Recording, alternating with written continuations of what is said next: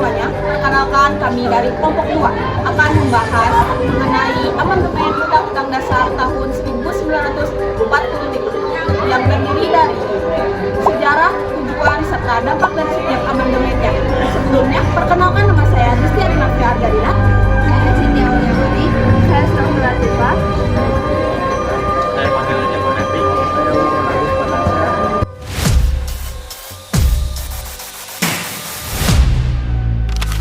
Baik, di sini saya akan menjelaskan secara singkat mengenai sejarah amandemen Undang-Undang Dasar 1945.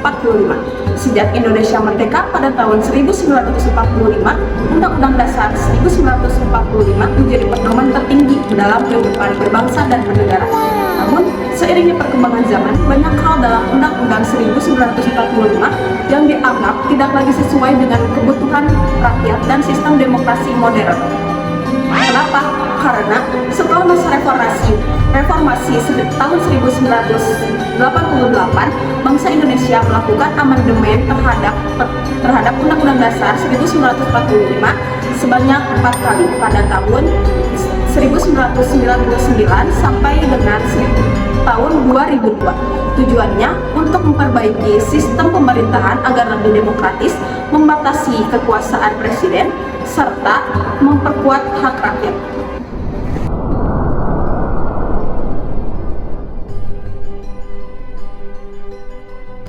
Amandemen pertama tahun 1999 yang terdiri dari isi dan tentang. Isi utamanya yaitu mengatur ulang kewenangan lembaga negara, memperjelas pembagian kekuasaan, dan menambahkan pasal tentang hak asasi manusia atau HAM. Dampaknya yaitu yang pertama, Presiden tidak lagi punya kekuasaan mutlak. Yang kedua, DPR lebih kuat dalam menjalankan fungsi legislasi dan pengawasan. Yang ketiga, HAM diakui dan dijamin lebih tegas dalam konstitusi. Dan yang terakhir, sistem pemerintahan lebih demokrasi dan terbuka. Amandemen pertama tahun 1999 memperkuat demokrasi di Indonesia. Kekuasaan presiden dibatasi, DPR menjadi lebih berperan, dan hak asasi manusia ditegaskan dalam konstitusi. Perubahan ini menandai awal reformasi dalam sistem ketatanegaraan kita.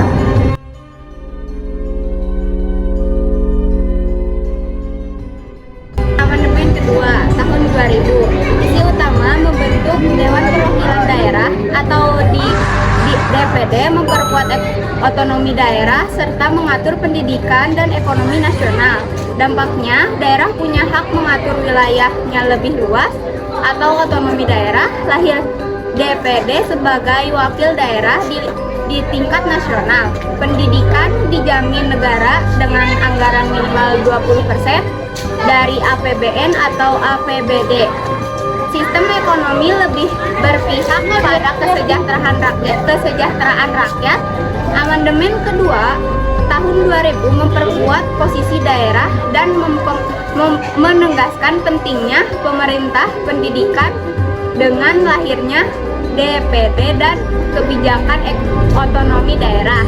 Daerah-daerah di Indonesia memiliki peran lebih besar dalam pembangunan nasional.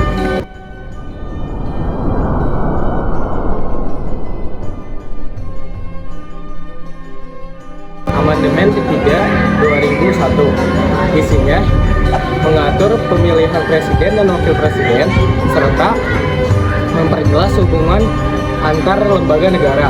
Dampaknya, yang pertama, presiden dan wakil presiden dipilih langsung oleh rakyat. Kedua, MPR lagi menjadi lembaga tertinggi negara. Ketiga, hubungan antara DPR dan presiden menjadi lebih setara. Amandemen ketiga membawa perubahan besar dalam demokrasi Indonesia.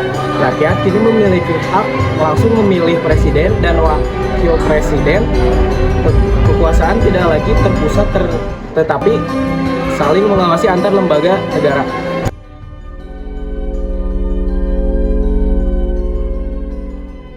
Amandemen keempat, isi dan dampak. Isi utama mengatur soal keuangan negara, pemilu, pendidikan, dan lembaga-lembaga baru.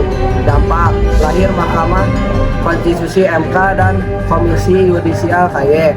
Pemilu dilaksanakan secara langsung, umum, bebas, dan rahasia. Masa jabatan presiden dibatasi maksimal 2 periode. pendidikan makin terjamin dan sistem hukum makin kuat. Amandemen keempat menyempurnakan sistem ketatanegaraan Indonesia dengan lahirnya MK dan KY. Hukum bisa ditegakkan lebih adil, pemilu pun menjadi lebih terbuka dan demokratis. 4 kali amandemen Undang-Undang Dasar 1945 membentuk Indonesia menjadi negara demokrasi yang modern. Amandemen dilakukan untuk mengubah dasar negara, tapi untuk menyempurnakan sistem pemerintahan agar lebih adil dan berpihak pada rakyat. Sebagai generasi muda, kita harus memahami arti penting amandemen ini dan ikut menjaga nilai-nilai demokrasi di Indonesia.